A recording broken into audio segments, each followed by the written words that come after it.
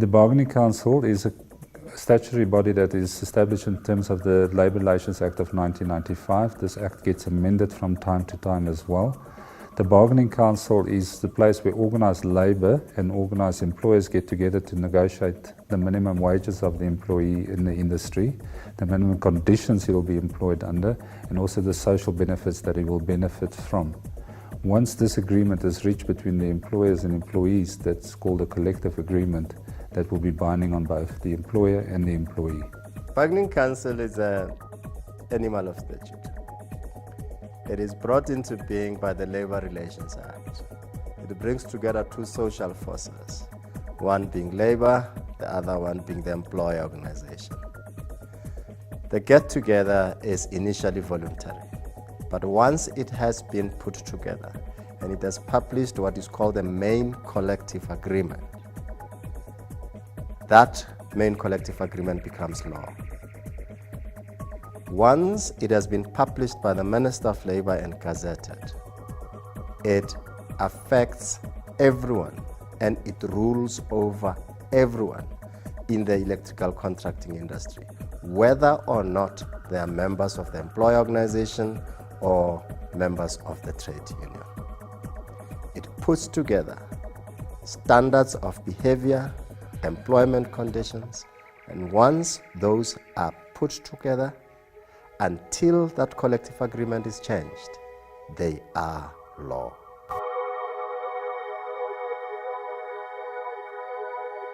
It's an easy process that becomes very difficult eventually. That's where organised labour, the trade unions, serve demands on the organised employers. The employers would also have their own demands that they would serve on the trade union. We would then start negotiating in the room on these issues. As you can imagine, this becomes a very, very difficult process because there has to be give and take. The trade union wants a minimum wage for their members, and the employers obviously wants to maximize their profits. Once the parties have come to an agreement, we sign off what we call a collective agreement, as I referred to it earlier, and this agreement then becomes binding on the employer and the employee. The Bargaining Council on its own does not determine conditions of service.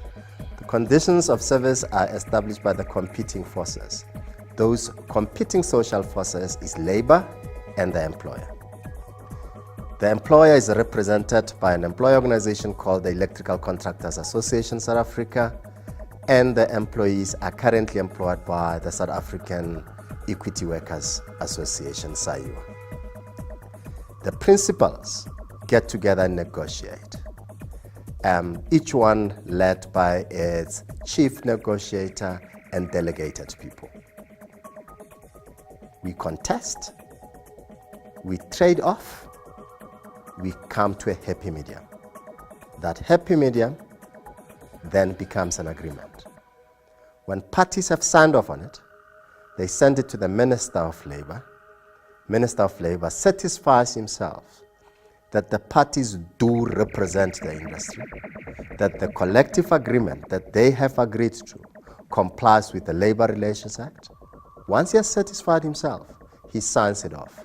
Signed off, it becomes law for everybody involved in this industry. The key principle for both parties is that we negotiate with each other in good faith. If we do not stick to this key principle, the social contract between the employer, which is capital, and the labour, which is the employee, will be broken, and then there will be chaos where we don't need chaos.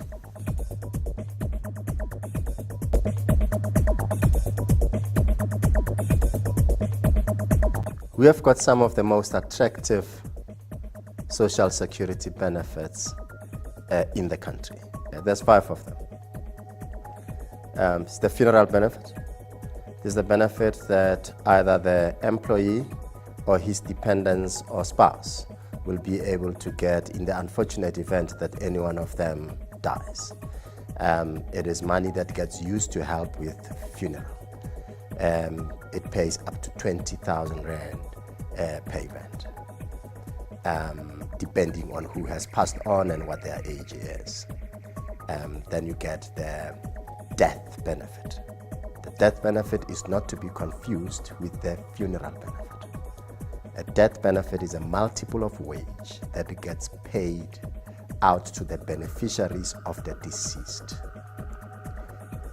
And this only covers a member. In other words, if a member's wife dies, but that wife is not in the electrical industry, the death benefit does not come into play. It only comes into play if it is a member that has died. And for that, you get paid a multiple of your annual wage. The next benefit is the income replacement benefit that ordinarily people call a disability benefit. Now that pays whether a person is permanently disabled or whether he is temporarily disabled. Now that helps, because if a person is temporarily disabled, during that time they need income to survive. That social security benefit then helps with income to replace the income that he would have earned had he been actively employed. And the next benefit is a retirement benefit.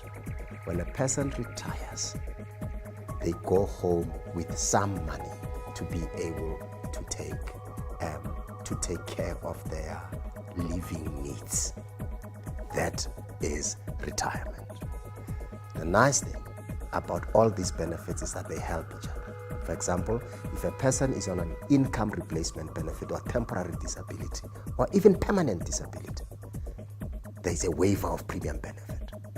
The temporary disability or permanent disability continues to make contributions towards retirement, such that this fellow will be able to get the same retirement benefits as if he had worked right up to retirement. Those are the social security benefits that have been negotiated in this industry. You'll agree with me that they are far better than any regime of benefits organized anywhere, whether by NETLEC or any other.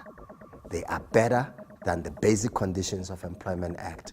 And if there is anything to be proud of in terms of how this industry looks after its employees, it lies in the social security benefits.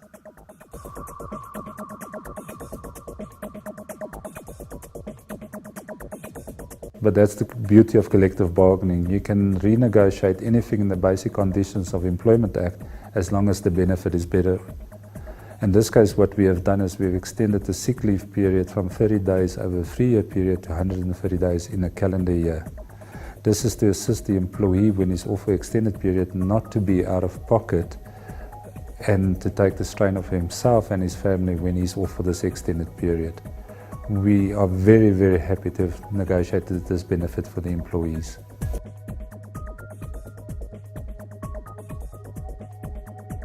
The society sees a lot of what the Bargaining Council agents do not see. The agents are accredited to work on any construction site to enforce the conditions of the Bargaining Council. But there is only about 100 of them. The country has got millions of people living in it. That means there's potentially 1 million eyes out there. There are contractors that operate in this industry, and they are not registered with the Bargaining Council. They operate outside of the system and they operate illegally. They undercut other contractors. They come to your house as cheap contractors. They don't pay monies towards the social security benefits that I've told you about, and they can afford to be cheap. But the social impact of what they do is bad for society. They are what is called pirate contractors. They operate illegally outside of the system. When you see these, get onto our website, phone the regional offices of the Bargaining Council and tell us that this is where they are and this is what they do. It doesn't matter that they are in a township, it doesn't matter that they are in a village or a town or some squatter camp. Electrical conditions apply everywhere in the country. It is a dangerous field. Lives get lost. We need to make sure that everybody complies. It's a matter of life and death. It's actually very easy. Just go onto the Bargaining Council's website, which is www.nbcei.co.za.